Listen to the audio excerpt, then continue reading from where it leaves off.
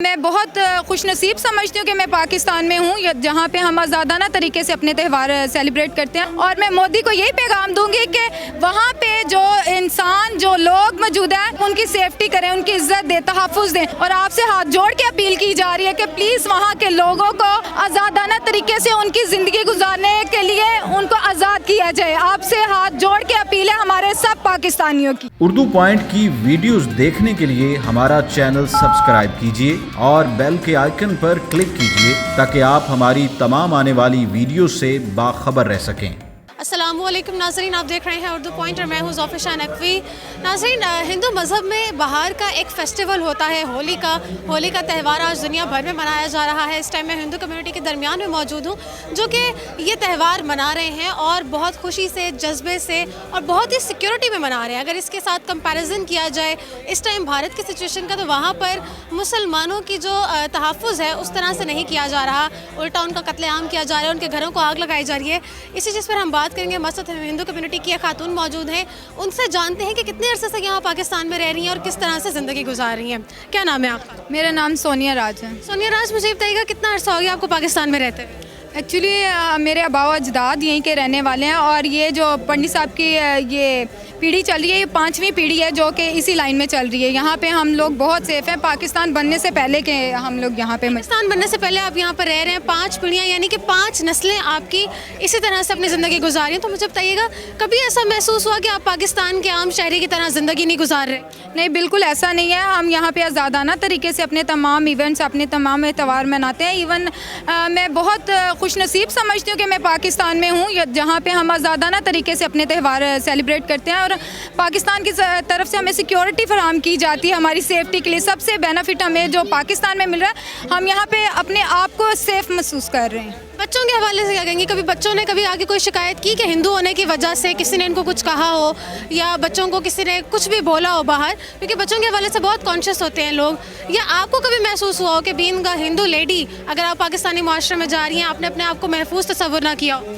नहीं, मेरे बच्चे लाइट स्कूल में पढ़ते हैं। इवन उनके साथ बहुत ज़्यादा कोऑपरेट किया जाता है। वो हर दफ़ा पोजीशन लेते हैं तो वो पोजीशन होल्डर में एक हिंदू बच्चे का नाम अनाउंस होता है कि वहाँ पे टीचर्स कहते हैं हम बहुत ज़्यादा खुश होते हैं कि जब हमारे स्कूल में मुस्लिम के अलावा एक अलग कम्युनिटी का बच्चा अप्रोच पे जा रहा है। तो यहाँ इक्वली लेवल पे सबको देखा जाता है। आज आपका जो होली का त्यौहार मनाया गया, इसमें सिर्फ हिंदू कम्युनिटी नहीं थी बल्कि मुस्लिम कम्युनिटी भी थी और सिख कम्युनिटी भी थी। एक तरह से बहुत अच्छा जेस्चर था अमन का। इस बारे में आप क्या कहेंगे? बिल्कुल, यहाँ पे तमाम मज़ाहब के लोग इकट्ठे हैं। हिंदू, मुस्लिम, सिख, ईसाई गेट टुगेदर सारे इंजॉयमेंट कर रहे हैं। यहाँ पे कोई रंगो नस्ल या कोई मज़हब का यहाँ पे कोई रोक टोक नहीं है कि आप जी हिंदू हो तो आप बस यहीं पे आ सकते हो। ये मंदिर खुदा का घर है, सबका घर है, सब लोग यहाँ पे आ सकते हैं और ये सब के लिए। जैसे कि मैं देखूँ इंडिया में, मैं इसी तरफ आ रही थी कि अगर भारत की इस टाइम की सिचुएशन की बात करें तो हाल ही में दिल्ली फसादात हुए हैं।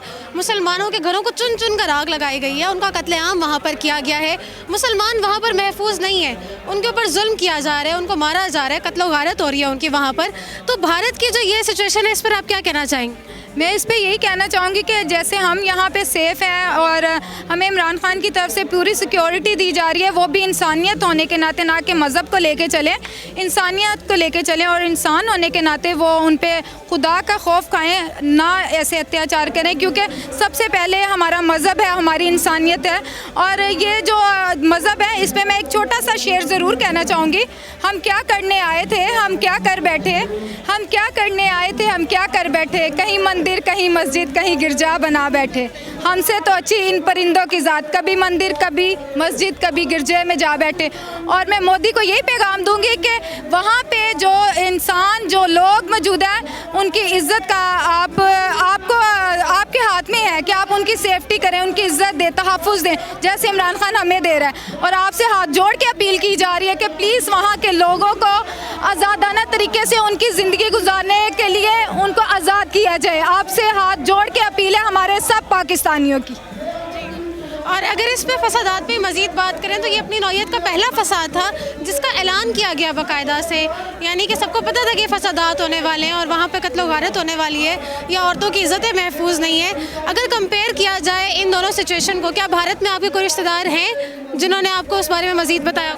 जी, भारत में हमारे रिलेटिव्स हैं, वो यहाँ पे बता रहे हैं कि सोनिया यहाँ पे जो है ना मज़हब को लेके बहुत इंतशार है। मैं देखूँ तो यहाँ पे कुछ नहीं है। अभी जैसे कि लंगर चलेगा तो यहाँ पे सारे एक ही सफ़ पे बैठ के लंगर करेंगे, लेकिन वहाँ पे वो बताते हैं कि मैं देखता हूँ कुछ लोगों को अपनी नमाज करने के लिए भी ना छुप छुप के रहना पड़ता है, तो वहाँ पे वो अपने आप को ज़ाहिर नहीं करवा सकते। अगर ज़ाहिर करवाते तो उनको अपनी जान का नुकसान है। लेकिन खुदाया खौफ करो उन बच्चों पे, उन माओं पे जिनके आप गोदे उजाड़ रहे हो, जिनके आप घर उजाड़ रहे हो।